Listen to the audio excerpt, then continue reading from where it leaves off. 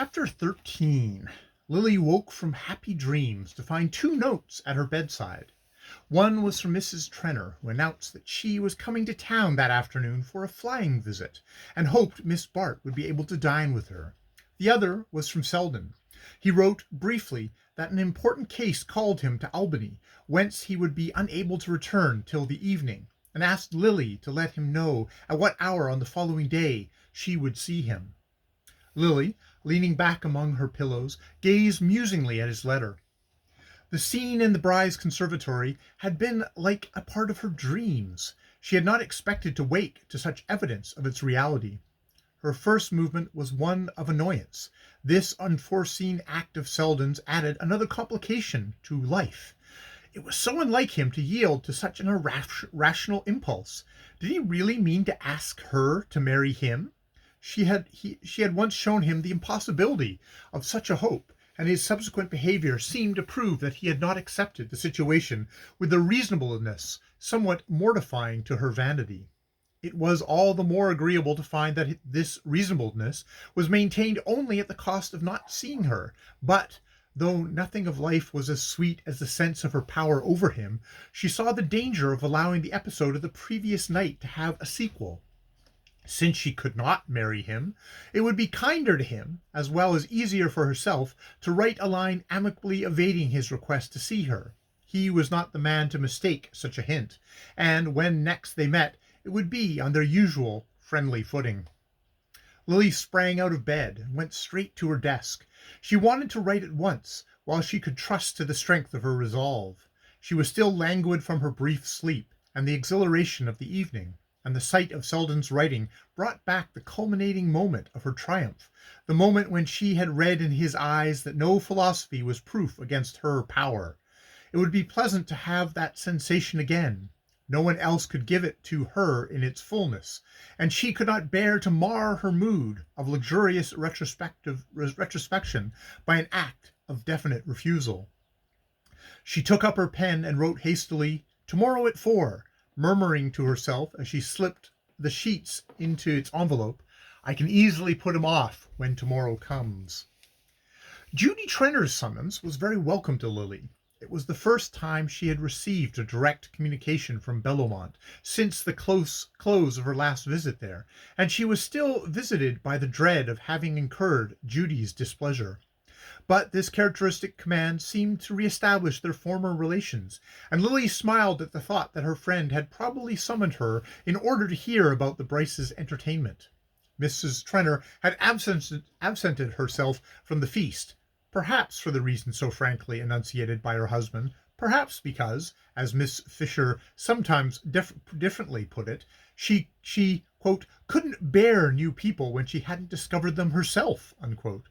At any rate, though she remained haughtily at Bellomont, Lily suspected that in her devouring eagerness to hear of what she had missed, and to learn exactly in what measure Mrs. Wellington Bry had surpassed all previous competitors for social recognition.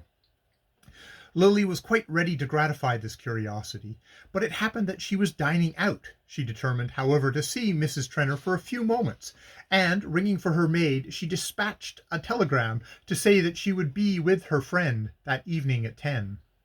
She was dining with Mrs. Fisher, who had gathered at an informal feast a few of the performers of the previous evening. There was to be plantation music in the studio after dinner, for Mrs. Fisher, despairing of the Republic, had taken up modelling and annexed to her small crowded house a spacious apartment, which, whatever its uses in her hours of plastic inspiration, served at other times for the exercise of the indefatigable hospitality. Lily was reluctant to leave, for the dinner was amusing, and she would have liked to lounge over a cigarette and hear a few songs, but she could not break her engagement with Judy, and shortly after 10 she asked her hostess to ring for a hansom, and drove up Fifth Avenue to the Trenors. She waited long enough on the doorstep to wonder that Judy's presence in town was not signalized by a greater promptness in admitting her, and her surprise was increased when, instead of the expected footman pushing his shoulder into a tardy coat, a shabby caretaking person in calico let her in the shrouded hall. Trenner, however, appeared at once on the threshold of the drawing-room, welcoming her with usual volubility, while he relieved her of her coat and drew her into the room. "Come along to the den. It's the only comfortable place in the house. Doesn't this room look like as if this was waiting for a body to be brought down? Can't see why Judy keeps the house wrapped up in this awful slippery white stuff. It's enough to give a fellow pneumonia to walk through these rooms on a cold day. You look a little pinched yourself, by the way. It's a rather sharp night out. I noticed it walking up from the club. Come along, I'll give you a nip of brandy and you can toast yourself over the fire and try some of my new Egyptians. That little Turkish chap at the embassy put me on to a brand that I want you to try. And if you like 'em, I'll get out a lot for you. They don't have 'em here. They don't have 'em here yet, but I'll cable." He led her through the house to the large room at the back where Miss Trenner usually sat, and where, even in her absence, there was an air of occupancy. Here, as usual, were flowers, newspapers, a littered writing table, and a general aspect of lamp-lit familiarity, so that it was a surprise not to see Judy's energetic figure start up from the armchair near the fire. It was apparently Trenner himself who had been occupying the seat in question, for it was overhung by a cloud of cigar smoke, and near it stood one of those intricate folding tables which British ingenuity has devised to facilitate the circulation of tobacco and spirits. The sight of such appliances in a drawing-room was not unusual in Lily's set, where smoking and drinking were unrestricted by considerations of time and place, and her first movement was to help herself to one of the cigarettes recommended by Trenner, while she checked his loquacity by asking, with a surprised glance, "Where's Judy?" Trenner, a little heated by his unusual flow of words, and perhaps by prolonged propinquity with the decanters, was bending over the latter to decipher their silver labels. "Here, now, Lily, just drop a cognac in a little fizzy water. You do look pinched, you know. I swear the end of your nose is red. I'll take another glass to keep you company. Judy? Why, you see, Judy's got a devil of a headache. Quite knocked out with it, poor thing. She asked me to explain. Make it all right, you know. Do come up to the fire, though. You look dead beat, really. Now, do let me make you comfortable. There's a good girl." He had taken her hand, half banteringly, and was drawing her towards a low seat by the hearth, but she stopped and freed herself quietly. "Do you mean to say that Judy's not well enough to see me? Doesn't she want me to go upstairs?" Trenner drained the glass he had filled for himself and paused to set it down before he answered. "Why, no. The fact is, she's not up to seeing anybody. Came on suddenly, you know, and she asked me to tell you how awfully sorry she was. If she'd known where you were dining, she would have sent you word. She did know where I was dining. I mentioned it in my telegram. But it doesn't matter, of course. I suppose if she's poorly, she won't go back to Bellomont in the morning, and I can come and see her then." "Yes, exactly. That's capital. I'll tell her you'll pop in tomorrow morning. And now do sit down a minute. There's a dear. Let's have a nice quiet jaw together. Won't you take a drop, just for sociability? Tell me what you think of that cigarette. Why, don't you like it? What are you chucking it away for?" "I'm chucking it away because I must go, if you'll have the goodness to call a cab for me," Lily returned with a smile. She did not like Trenner's unusual excitability, with its too evident explanation, and the thought of being alone with him, with her friend out of reach upstairs at the other end of the great empty house, did not conduce to a desire to prolong their tete-a-tete. But Trenner, with a promptness which did not escape her, had moved between herself and the door. "Why must you go, I should like to know? If Judy'd been here, you'd have sat gossiping to all hours, and you can't even give me 5 minutes. It's always the same story. Last night I couldn't get near you. I went to that damn vulgar party just to see you, and there was everyone talking about you, and asking me if I'd ever seen anything so stunning, and when I tried to come and say a word, you never took any notice, but just went on laughing and joking with a lot of asses who only wanted to be able to swagger about afterwards and look knowing when you were mentioned." He paused, flushed by his diatribe, and fixing on her a look which resentment was the ingredient she least disliked. But she had regained her presence of mind and stood composedly in the middle of the room, while her slight smile seemed to put an ever-increasing distance between herself and Trenner. Across it she said, "Don't be absurd, Gus. It's past 11. I really must ask for you to ring a cab." He remained immovable, with a lowering forehead she had grown to detest. And supposing I won't ring for one, what do you do then?" "I shall go upstairs to Judy if you force me to disturb her." Lily drew a step nearer and laid his hand on her arm. "Look here, Lily, won't you give me 5 minutes of your own accord?" "Not tonight, Gus. You—" "Very good, then. I'll take 'em, and as many more as I want." He had squared himself on the threshold, his hands deep thrust in his pockets. He nodded towards the chair on the hearth. "Go and sit down there, please.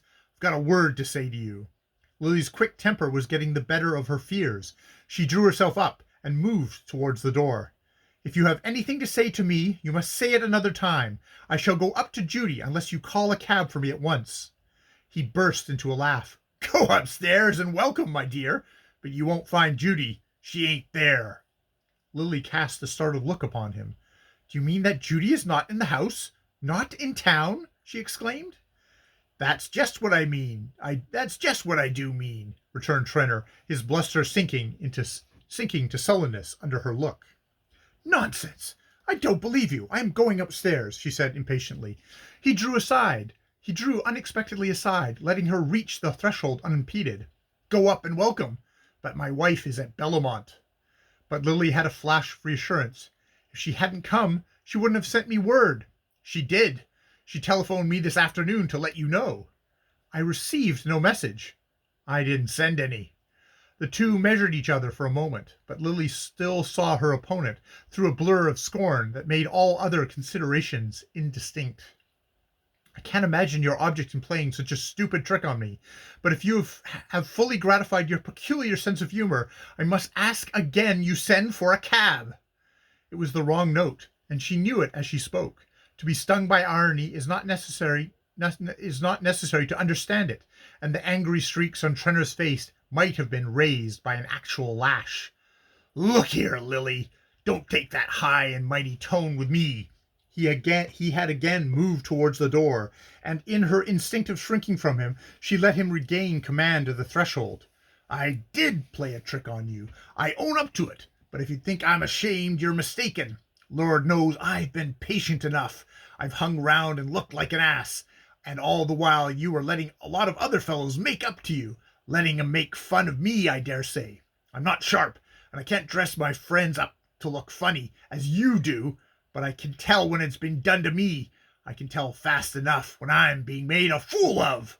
"Ah, I shouldn't have thought of that," flashed from Lily, but her laugh dropped to silence under his look. "No, you wouldn't have thought it. But you know better now. That's what you're here for tonight.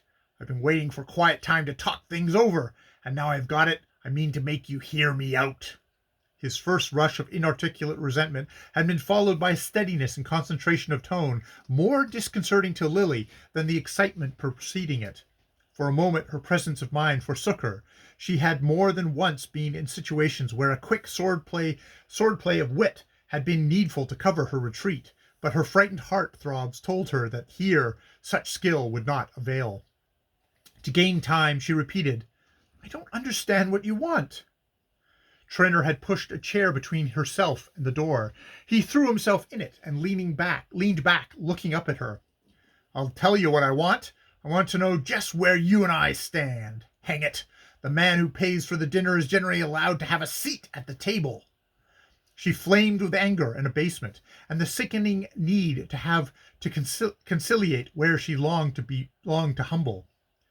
"I don't know what you mean, but you must see, Gus, that I can't stay here talking to you at this hour." "Gad, you mean to go to men's houses fast enough in broad daylight? Strikes me that you're not always so deucedly careful of appearances." The brutality of the thrust gave her the sense of dizziness that follows on a physical blow. Rosedale had spoken then. This was the way men talked of her. She felt suddenly weak and defenseless. There was a throb of self-pity in her throat.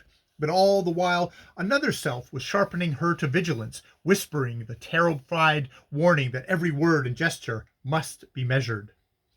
"If you have brought me here to say insulting things," she began. Trenor laughed. "Don't talk stage rot. I don't want to insult you. But a man's got his feelings, and you've played with mine too long. I didn't begin this business, kept out of the way, and left the track clear for the other chaps till you rummaged me out and set to work to make an ass of me. And an easy job you had of it, too. That's the trouble. It was too easy for you. You got reckless. Thought you could turn me inside out and chuck me in the gutter like an empty purse. But by gad, that ain't playing fair. That's dodging the rules of the game. Of course I know now that what you wanted, it wasn't my beautiful eyes you were after. But I tell you what, Miss Lily, you've got to pay up for making me think so. He rose, squaring his shoulders aggressively, and stepped towards her with a reddening brow, but she held her footing, though every nerve tore at her to retreat as he advanced. Pay up? She faltered. Do you mean I owe you money? He laughed again. Oh, I'm not asking for payment in kind, but there's such a thing as fair play, and interest on one's money, and hang me if I've had as much as look from you. Your money? What have I to do with your money? You advised me on how to invest mine. You must have seen that I knew nothing of business. You told me that it was all right. It was all right. It is, Lily. You're welcome to all of it, and 10 times more. I'm only asking for a word of thanks from you.